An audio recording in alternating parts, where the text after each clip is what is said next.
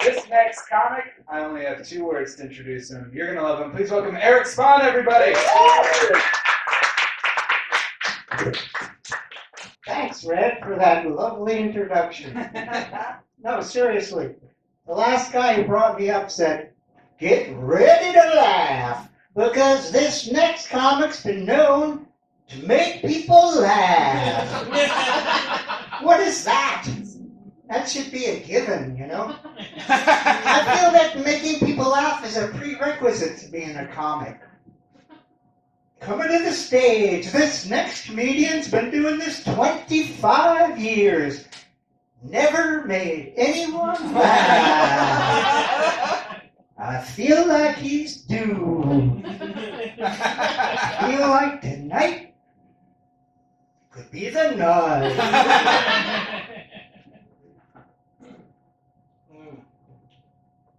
Something about me. I lived in New York for many years.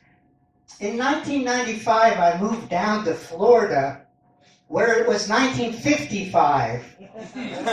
No offense to the Florida man who's here. It's like they didn't know that civil rights movement had happened. They didn't know about women's lib. I was talking to a guy down there, he said, "What do you mean I can't beat my wife? Since when? She's mine, ain't she?" Boy, I wanted to give that guy a piece of my mind. But it's not every day you meet a U.S. congressman.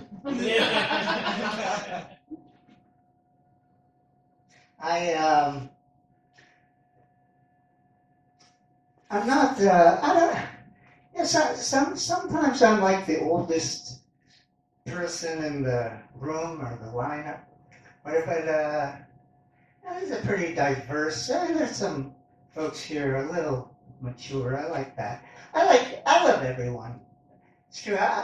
It's because I was raised by hippies. That's true. My parents were hippies. They raised me to love everyone.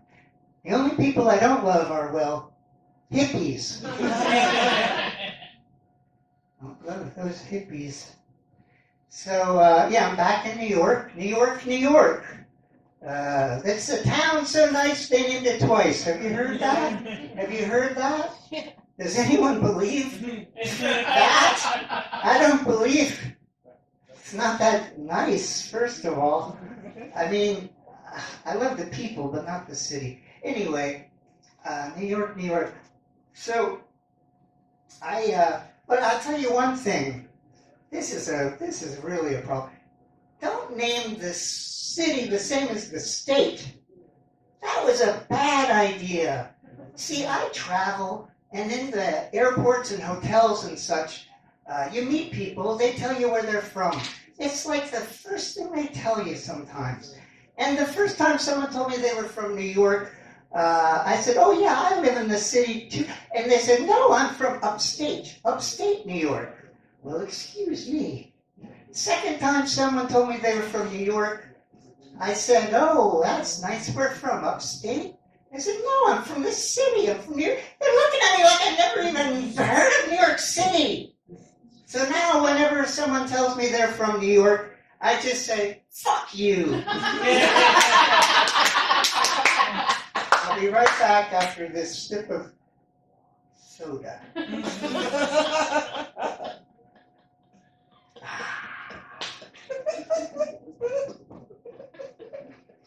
So one of the things, when I did live down in Florida, I exercised. I had some free weights in the garage, you know.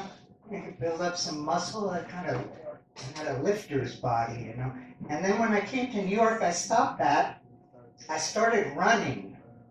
So I stopped exercising, in other words. I know what you're thinking, Eric. Running is exercise. No, it's not. Sure, running is good for your heart.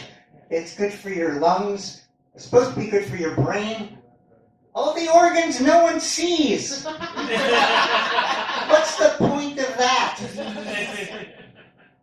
And now I have no upper body strength. The other day I was trying to get the cap off of a bottle of Tylenol, I couldn't, and I said to my wife, I said, honey, I can't get the cap off the bottle of Tylenol. She said, well, it's a child-proof cap.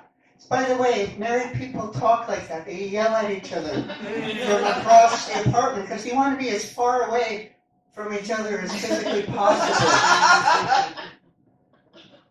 So she said, well, it's a child-proof cap. You have to push and then turn. And I said, well, I don't think you understand the problem. I haven't the strength to push or to turn. Also, I may need some help getting these caplets up to my mouth. 2 of them. Maybe one at a time I could do. And maybe if I put them on the table and maybe they'd stick to my, I don't know. What I'm saying is I have no upper body strength, is what I'm saying. People used to say, Eric, you look good. You've been working out? Now people say, Eric, you look horrible. You've been running? Seriously. You look like some kind of a stick insect in silk shorts. It's terrible. So I need to start exercising again. And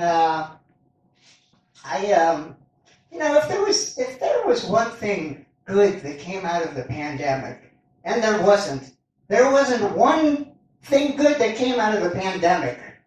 But if there was, I would say it was an increased awareness and openness and dialogue about mental health issues.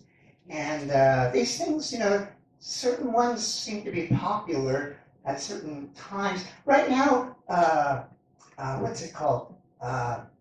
Imposter syndrome. Everyone seems to be talking about imposter syndrome. And it's all the best people, too. Tom Hanks, he's talking about he has imposter syndrome. And Viola Davis, one of our very best actors, she's given it to, she has imposter syndrome. Just my luck, one of the few syndromes I don't have, imposter syndrome. I don't have imposter syndrome, but I pretend to have it. My therapist says I have imposter syndrome. The syndrome's so nice, they named it twice. Listen, thanks for coming out, everyone. I'm Erik Spahn. You've been wonderful. Take care, be safe, be well.